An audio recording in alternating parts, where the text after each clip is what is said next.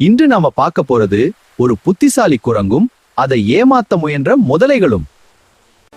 ஒரு அழகான ஆற்றின் நடுவே ஒரு சின்ன தீவு இருந்துச்சு. அந்த தீவுல சுவையான மாம்பழங்களும் நாவல் பழங்களும் நிறைய இருந்தன. ஆற்றின் கரையில் ஒரு புத்திசாலி குரங்கு இருந்தது.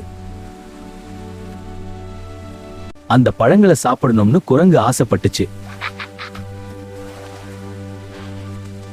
ஆனா ஆற்றில கொடிய முதலைகள் நிறைய இருந்தன. அதனால நேரடியா நீந்தி போக முடியல. உடனே குரங்கு ஒரு தந்திரம் யோசிச்சது. ஆற்றுல இருந்த ஒரு பெரிய முதலை அது கூப்பிட்டுச்சு. முதலை அண்ணே, உங்கள் ராஜா விருந்துக்கு விலங்குகளை அழைக்க சொன்னார்னு சொன்னது.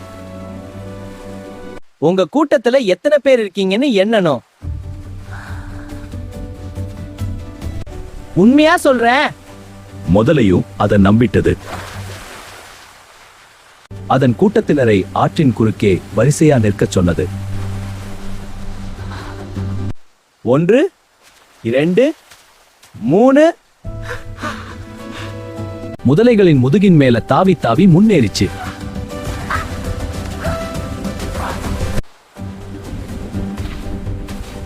அப்படியே தீவுக்கு போய் சேர்ந்துச்சு.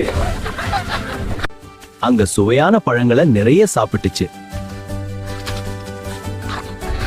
திரும்ப வரும்போதும் அதே தந்திரத்தை பயன்படுத்திச்சு. பத்திரமா கரைக்கு வந்து சேர்ந்துச்சு.